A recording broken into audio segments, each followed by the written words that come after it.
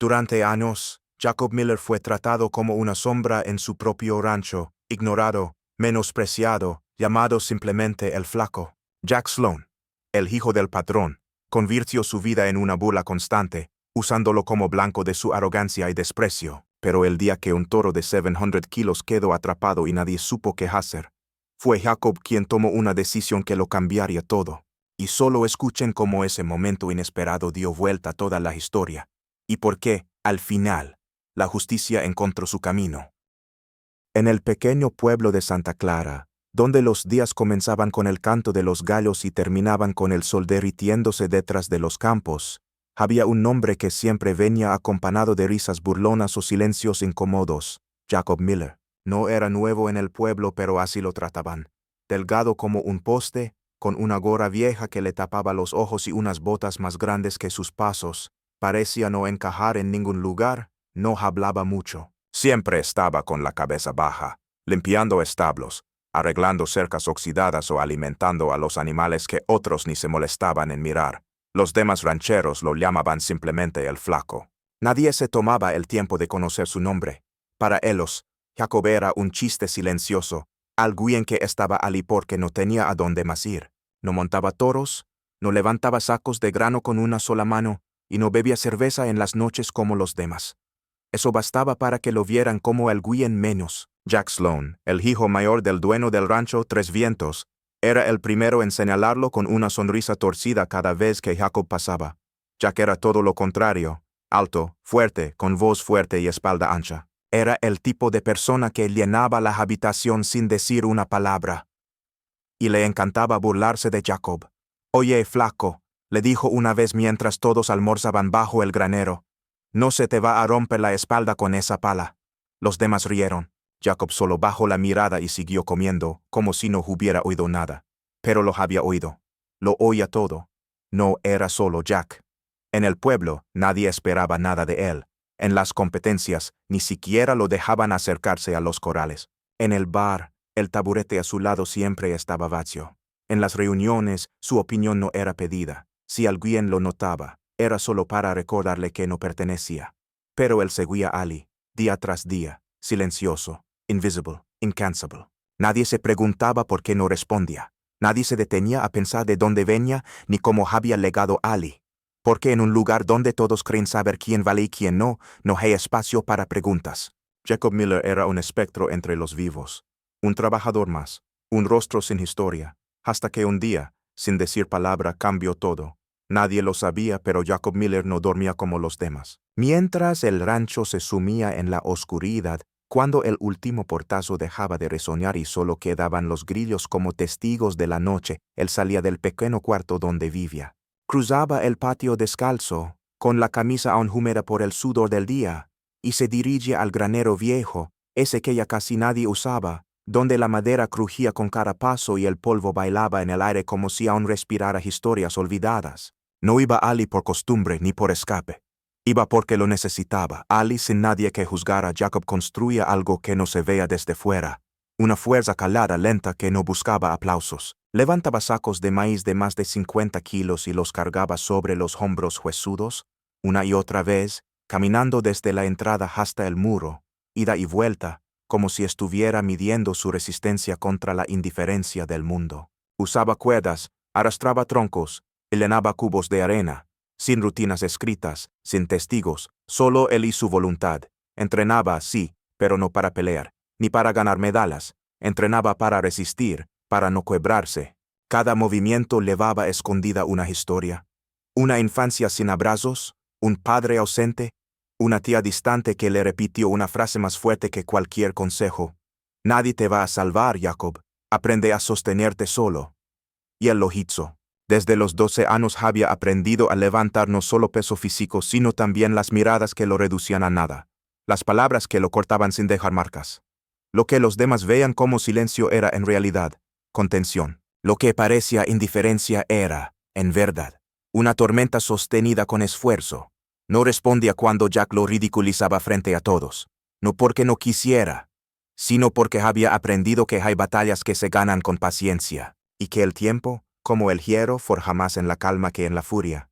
Cada noche volvía a su cama con las manos entumecidas y la espalda ardiendo. Y antes de cerrar los ojos, pensaba en lo que nadie más vea. Tal vez no sea hoy, tal vez no mañana, pero legara el momento. Y cuando legue, no hará falta decir nada. Y así, mientras el pueblo dormía sin saber quién era Jacob Miller, él seguía fortaleciéndose en la sombra, sin promesas, sin testigos, pero con un propósito claro. Clavado en el alma como un ancla, la mañana comenzó sin sorpresas. El sol caía sobre los campos con la pesadez de siempre. Los caballos resoplaban en fila junto a la cerca, y los vaqueros repetían sus tareas como si cada día fuera una copia del anterior. Jacob, como de costumbre, ya estaba despierto desde antes que el resto. Había limpiado los comederos, reparado una tabla floja y estaba revisando los bebederos cuando escuchó un grito. Rom cayó en la zancha, al fondo del establo viejo. Rom era uno de los toros más imponentes del rancho. Negro, musculoso, de mirada fiera. No era joven, pero aún imponía respeto con solo su presencia. Nadie sabía cómo había terminado atrapado en una depresión del terreno, justo detrás del granero abandonado. El suelo, aún húmedo por las lluvias de días anteriores, cedió bajo sus patas. El animal quedó encajado con una de sus patas torcidas, jadeando, asustado y sin poder levantarse. Los hombres rodearon la zancha en minutos. El veterinario, luego sudando, se agachó junto al borde y tras observar unos segundos, habló sin levantar la voz. Si no lo sacamos antes del atardecer, su cuerpo no lo va a resistir. No está herido de gravedad, pero no aguantará atrapado muchas horas más. El tractor que podía remolcarlo se negó a arrancar. El generador había fallado el día anterior y nadie lo había reparado. El pueblo más cercano estaba a más de 2 horas, y ni siquiera sabían si había maquinaria adecuada allí. Necesitamos un milagro, murmuró alguien. Jack Sloan, que había llegado después, mascaba un palillo de dientes con aire despreocupado. Miró la esquina, se encogió de hombros y soltó, en voz más alta de lo necesario. Pues a menos que alguien quiera jugar al héroe, ya podemos ir pensando en buscar otro toro. Oh, ¿qué dice el flaco? No era él el fuerte silencioso. Las carcajadas surgieron de inmediato, rápidas, automáticas, como un reflejo que no se cuestiona. Pero esta vez no duraron mucho, porque mientras se reían, Jacob ya estaba avanzando, sin cambiar el ritmo, sin responder. El grupo se abrió a su paso como si no supiera qué hacer. Nadie se lo había pedido, nadie esperaba nada. Pero allí iba él, con la misma ropa gastada, con los mismos pasos tranquilos que todos conocían, solo que esta vez, sus ojos estaban fijos, y no miraban al suelo. Jacob bajó a la zanja. Se acercó a Rom, que bufaba nervioso. Le acarició el cuello con calma. El animal, sorprendentemente, dejó de moverse. Era como si lo reconociera, como si entendiera que aquel hombre que apenas hablaba era distinto a los demás, que no venía con miedo ni con superioridad. Entonces, Jacob se arrodilló, colocó los brazos en posición, ajustó los pies, tensó la espalda, respiró profundo y empujó. Primero, el cuerpo no reaccionó. Solo se oyó un leve crujido de esfuerzo. Luego, lentamente, el torso del toro comenzó a separarse del varo. Nadie dijo una palabra. Nadie se movía. Estaban paralizados. Frente a ellos, el hombre que nunca habían considerado siquiera parte del equipo estaba levantando más de 700 kilos sobre sus hombros. Pasó un segundo, luego otro, y Jacob dio el primer paso. La escena parecía sacada de un sueño imposible. No había música, no había gritos, solo el peso del aire. El sol iluminaba el polvo en suspensión y cada paso que daba resonaba como un tambor lejano. 1, 2, 3, cada metro era una batalla. Sus piernas temblaban, pero no cedían. Sus brazos parecían hechos de otra materia. Nadie entendía, ni siquiera Jack. A mitad del trayecto, un hombre quiso ayudar, pero otro lo detuvo con un gesto. Había algo sagrado en ese momento, como si romperlo con una interrupción fuera un acto de traición. Cuando Jacob finalmente llegó a la carreta, dejó al toro con un movimiento suave, casi tierno. Luego se dejó caer de rodillas, sin alarde, sin un solo grito. Solo respiró profundamente, como quien por fin deja que el alma descanse.